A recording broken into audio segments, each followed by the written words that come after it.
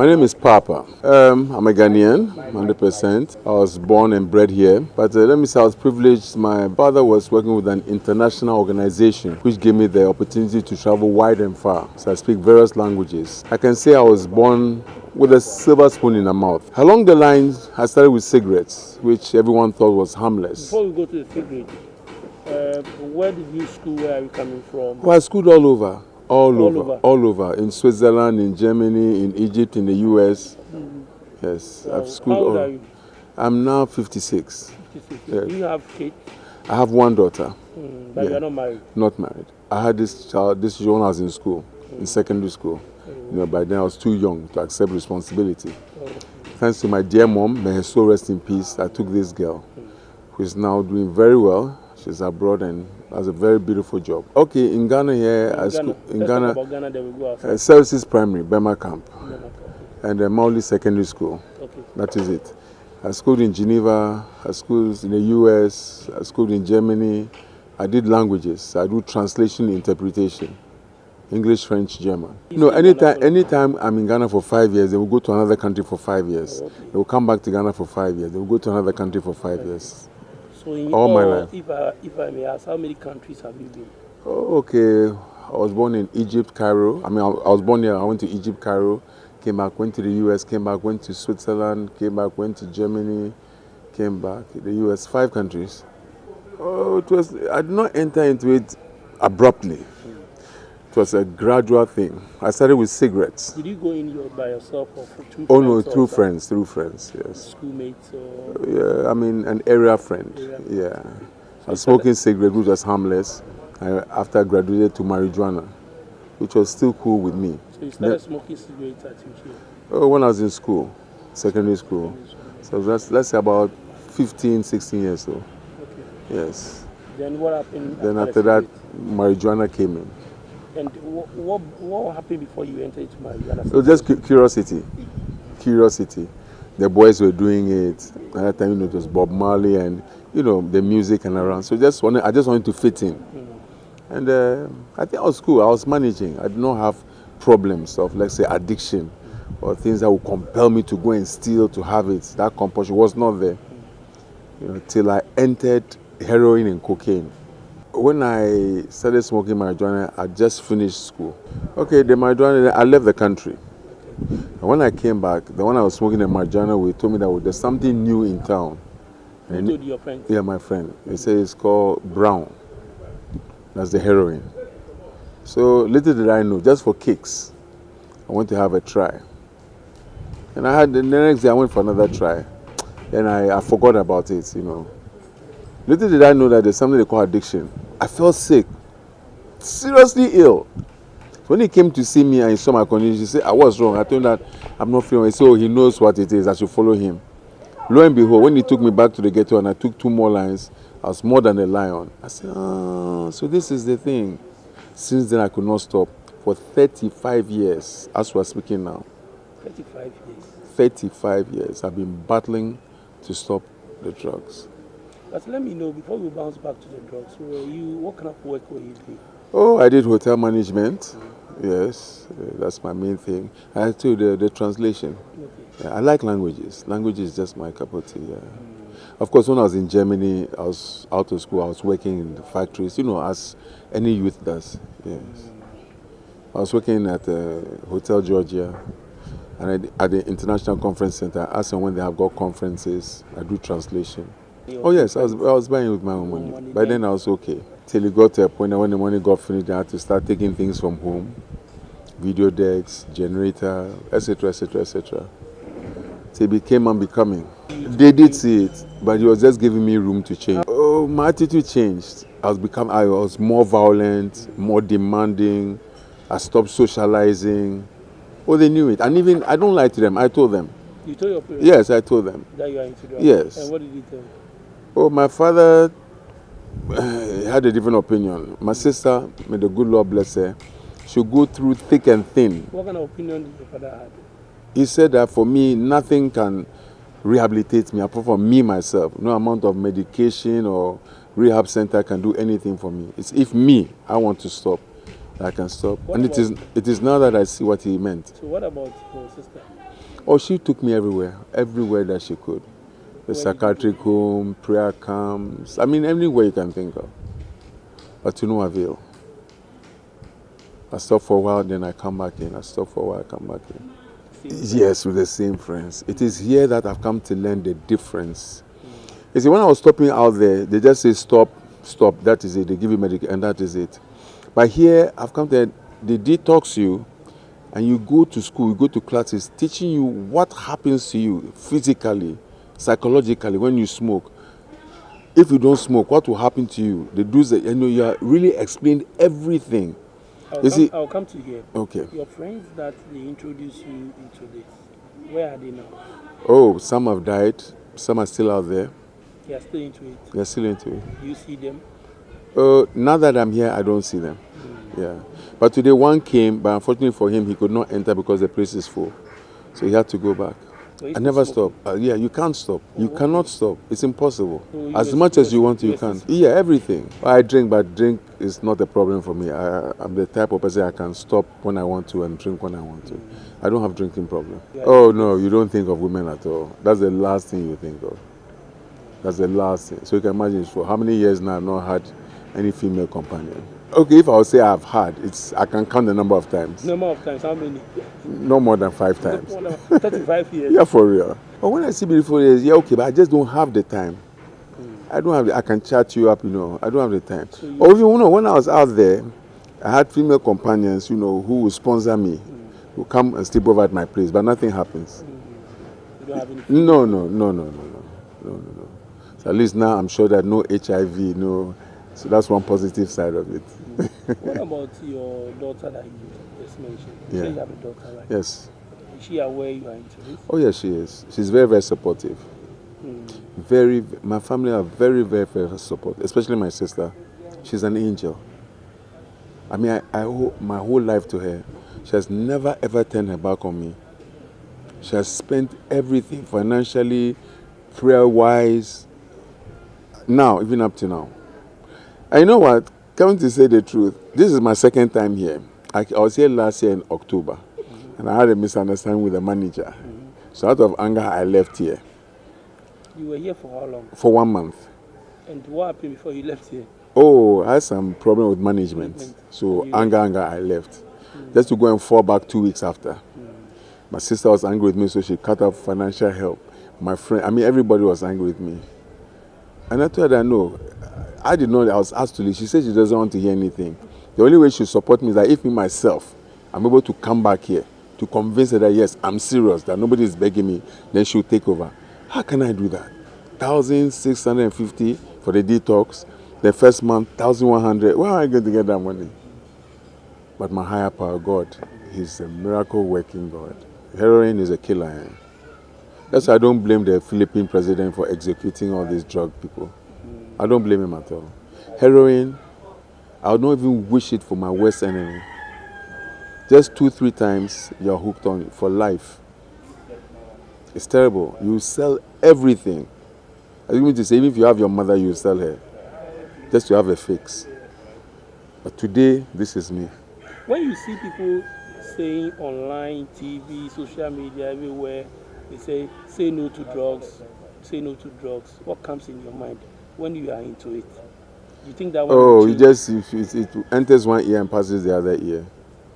It's like they don't know what they are saying. Instead of saying say no to drugs, rather put up centers where you can give things like methadone. This is something to ease the pain. It's not heroin, but that's what you have in an advanced country like Holland and the rest. They go around distributing syringes and needles, so people do not have to share needles, to curtail infection. And they give you methadone. It's a synthetic heroin. When you do things like that, then you are talking. But just say no to it. What do you mean by say no to drugs? The person is an addict. Why can you say? Okay, then if you say no to it, then you are talking of those who are not yet addicted. Then you are making a point. But with the addicts, you have not done nothing. And look at the cost of the rehabs. How many of them can afford it? Even this is the cheapest place. And look at here, greenery and all. Go to the other rehabs. My brother, the drug menace is real. You might not know. Forgive me to say, may God for it. Could even be in your house. It is not only cocaine and heroin. There's methadone, there's a Tramor, a Valium. Even glue. Now children are sniffing glue. You can hide on glue. I mean, it's everywhere. In the prisons, the West, it's there that they are making the good money in the prisons. The prisons. Have you been Yes. to prison before? Yes, I have been. Which one? In Sawam. It's home. Yeah. When was that? Well, that was long ago.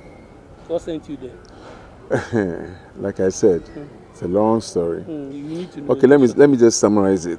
Like I told you, when I was on the drugs and my money got finished and I had to take things from home, at a point in time I had to be violent, like break down the door, and my father had no option than to go and lie that I threatened his life. So I'll be given a lengthy sentence for the drug to come out of me.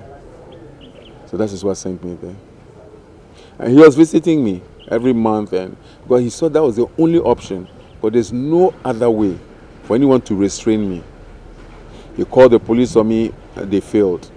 The military police, they could not. So that was it.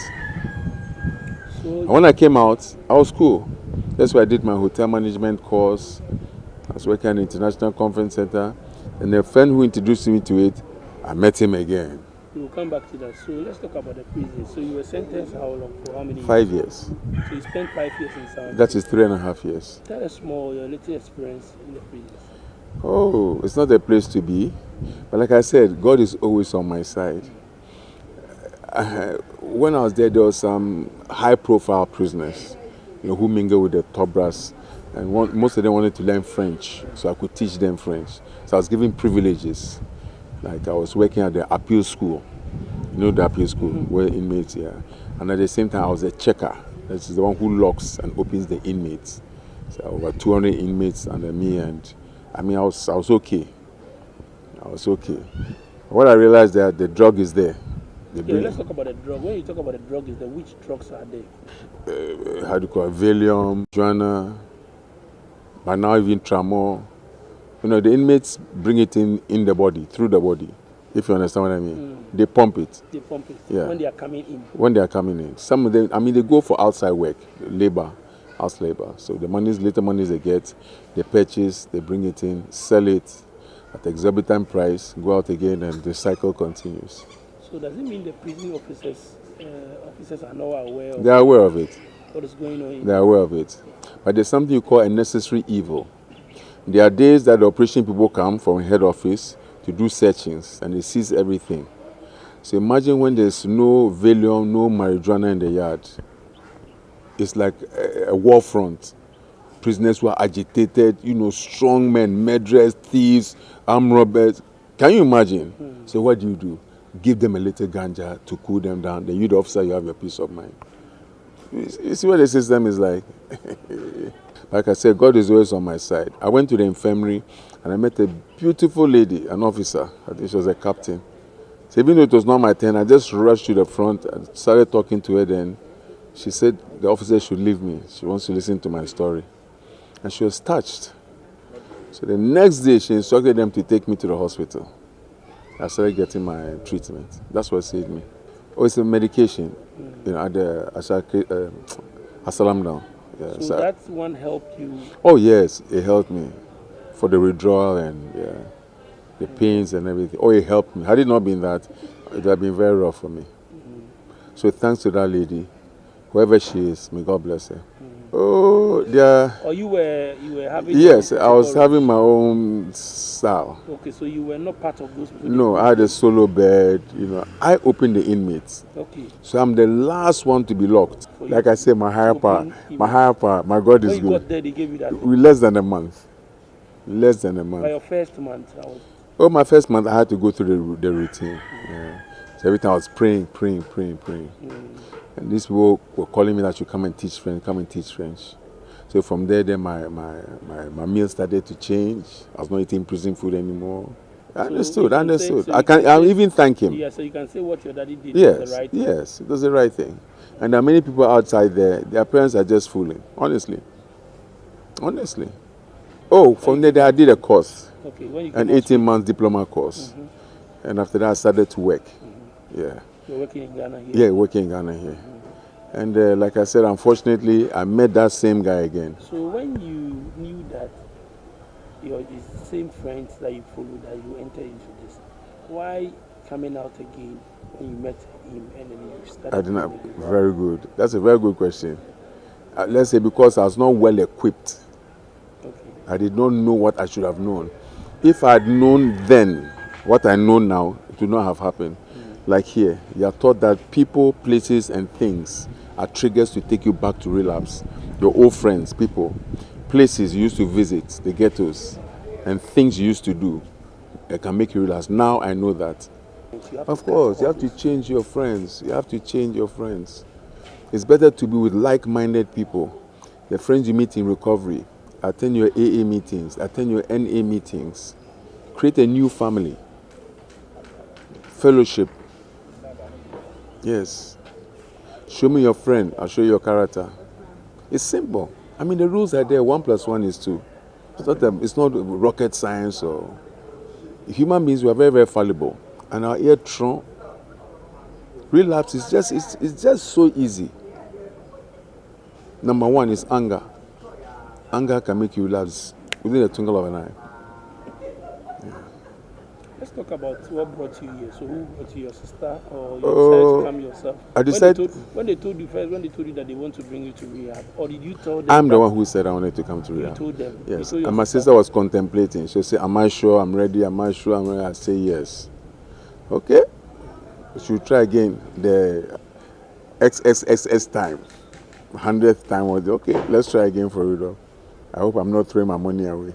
So we came. That time she came on holiday and she left. And unfortunately, that misunderstanding took place. Yeah. This is my first proper rehab because by then it was not starting as rehab. There's already the psychiatric homes.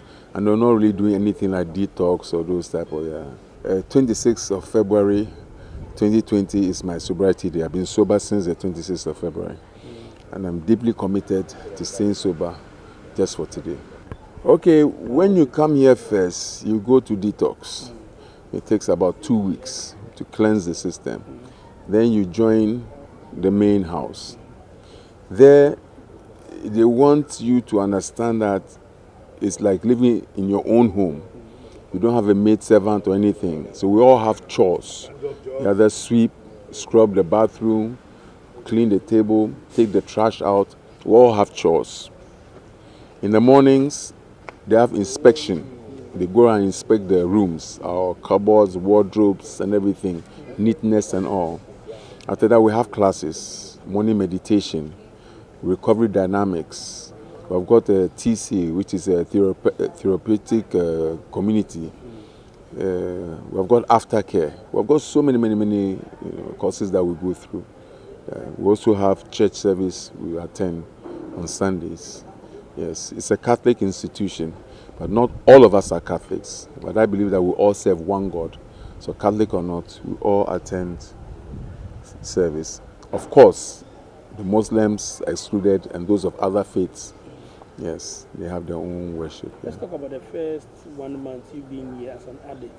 How was it like? Because you get techie, you do those. Terrible. How was it? Terrible. I think even the nurses can speak better for me. Yeah, you they can some parts. had a hell of a time. What was the reaction? How Oh, you know that, I was just nervous, irritating. I used to explode at any time. I wonder if I needed something. I needed it now. I mean, it's just you can't believe it. I want to rip the hair off my head, but a day at a time. Come again. I want to know, you felt like you I went to jumped run? the wall. You jumped the wall. But I was hallucinating. When I jumped the wall, one of my colleagues caught me. I said, "Oh, a foreman, you are the one I'm looking for." So I just passed the gate and entered again. So I was asking myself, like, where am I going? I had no money, and so those things happen. Oh, it happens. When I came back, and since then I'm cool. Who are you? Oh yeah, I'm okay. But still, the minimum here is 6 months. It is an 18-month program. 6 months first, and after they call something a halfway house, then you go to the Oxford house. And then you'll be given some liberty to go and work or go to school, but they'll be monitoring you, and you can be tested at random. Yeah, but I'm not going to go through that second phase. After 6 months, I'm living here. So I'm due on the 26th of August. So your friends that they introduced into the drugs, are they aware that you are here? Yes, they are aware. Have they been here before to see you? No, I'll not entertain them here. The only ones I was able to, let's say, bring here are those I was using with, and they are here with me now. And they are the ones I would like to still move with when we're outside. That's why I wanted to do everything possible for them to come for rehab. Okay. So they're here with me right now. Many people want to stop, but it's the cost. The cost is not easy, my brother. The 6-month period is about 8,000 cedis. And you relapse, you have to start over again. It's not easy. That's minus pocket money and provisions, though. So if they finish the whole course, they spend no less than 12,000 cedis. Do you, looking at your life and how you've passed through till now, do you regret taking that path? Never. Everything happens for a purpose. Now I'm better equipped, and I'm an example worth emulating when I go outside to those unfortunate, still suffering alcoholics, drug addicts, and those out of whom no fault of theirs are into drugs. When I go out, I'll be an example for them to follow. So I do not regret anything. God knows what He's doing. Has rather equipped me properly. So, I mean, it's like I know something now. I've got something additional that someone else might not have. I can counsel someone coming out of drugs, out of alcoholism. Yeah, it's an added advantage for me. Yeah, I'm proud of it. Nothing to hide. No. There are doctors here, there are lawyers here. I mean, the Tom, Dick, and Harry, you find them here. Computer specialists here, graduates here, managers here, students, police officers. Everyone is here. Do you sometimes feel like you being here now, do you feel sometimes like drinking alcohol? Never. Never. Rather, it repulses me. It repulses me. It really repulses me. So I've drank my whole life. I say I was with the diplomatic circle. I've drank, there's no drink I don't know. I've worked in hotel management. There's no drink I don't know. So nothing will take you back to your life? Never. Even when you go to the ghetto? Unless it's a curse, may God forbid. What am I going to do in the ghetto? People, places, and things. Avoid people. Avoid those places and avoid those things. If they come to me, I'll not shun them, but I'm not going to them. You know, people who are introverts, keep to themselves, they are the type of who can fall prey to this, you know, because they cannot speak out in public, you know. You see, they take this and it really clears your face. You don't see anything, you don't see anybody. You see, some people to enhance their sexual performance. When you take this, you can go on marathon without, you understand me? You know, various reasons. Some people think when they take only weed, a lot of them say they will take weed, and then they think, oh, me, as for me, it's only weed that I take. No. But don't you see it as you taking weed, probably it will get to a stage that it will call for more? Yeah, more. The more you take, the more you want. That's the way drug is. The more you get, the more you want. You take one, the high it will give you, the next 3 days you will not have the same high. So you have to double it to get that same high. And after you have to triple it, then you have to quadruple it. First of all, to please me if Ghana Education Service and parents should take the responsibility upon themselves during holidays to take their wards to visit rehabilitation centers for them to see the type of cases that are there. People who are on trauma, alcohol, and when they are withdrawing, how they behave, if you see something, how they shake. Young guys, 19, 20, 21-year-old, you should take them round for them to see first.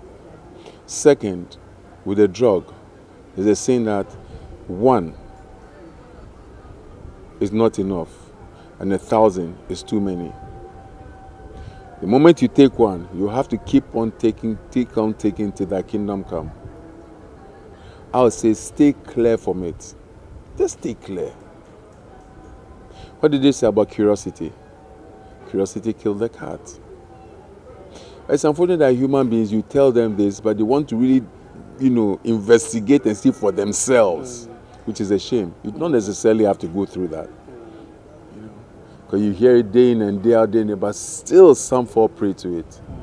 The menace is real. Ghana Education Service should take it upon themselves to organize tours. Should be in the curriculum. Drug. They should invite narco board because they're just making the drug lords richer by the night. And the most annoying thing is that they connive with those in the force. They are making them rich. So when they have trouble, then they just move them out of the way. Can you fight them? The powers that be? No. My brother, I just pray for them. What That's about what I those can who do. are into alcohol? It's the same drug. They see it to be alcohol is not drug. Alcohol is even more deadly. Once it starts to mess with your kidney, you should come and see some cases here. You start to have your feet swelling, you have the jitters. It's terrible, eh? Alcohol. Terrible. People are chopping good money inside. I say we need a Duterte in Ghana, the Philippine president. Kill them all. Users, traffickers. That's what you suggest. Yes. If I say kill them, that's the extremes. I mean, but we need an independent task force. I mean, a special squad which you cannot corrupt. You cannot believe it. The thing has gone so high that you just cannot believe it. Just one phone call, then the pushers are released. But the evidence is there. But this thing is, it's tricky. If you want to get too much involved, you just be victimized. It's a shame. The drug is here to stay. To eradicate it, I think is impossible. But to contain it is very possible. Tom, Dick, and Harry must all put our shoulders to the wheel. It's a menace. And it can happen to anyone. Anyone. Even pastors are here. Men of God. Drug is a respecter of no one. And little might you know, it is in your family right now. It takes time before it develops. Like a picture, when you snap, it takes time. And before you are aware, you are aware. It's sad. Oh, it's so easy. Very, very, very easy. Oh, yeah. I mean, people, look, let me just give an example. There was one gentleman, I don't want to mention his name. He used to import exotic cars. It's very exotic cars. About 50 every month. What they do is that they dismantle the engine block and put the cocaine in. So when the cars come here, then they dismantle it and he takes the cocaine. Can you suspect someone like that? You know how much duty he's paying for those cars? That's the last thing you suspect till alarm blew him. There are so many other ways. These canned foods that they import, many of them are filled with cocaine. Many of them. There's so many, 1,001 ways. Some they know, some they beat. But some they know that they give them special clearance. There's too much money. Just sign here and take $200,000. Who will not do that? You have 2 children in the university. You have a wife. You need a new car. The building in your village is halfway. You will take it. You won't think twice, my brother. You won't think twice. There's money in drug. You can't believe it. When we're in the ghettos, on a daily basis, when you see the amount of cash the pushers count to go and save in the bank, on a daily basis, you marvel. So I tell myself, so these are the 10, 20, 30, 10, 10, 10, 20, that from all of us joined. So this is one man, and the pushers are about maybe 15 or 20. They all make this much money from just small powder. I see God is not a lefty. Some of the pushers, their children take it. Because of their carelessness, then the children out of curiosity, then they take. Now they start stealing, now they have become addicts. God is like that. What goes around comes around. I know one girl I interviewed, the father is selling some. Oh, yeah. One girl, she's into it, Okay. but the father too is selling some. Yeah, many of them are like that. Many of them. You're most welcome. Thank you. You're most welcome. Thank you.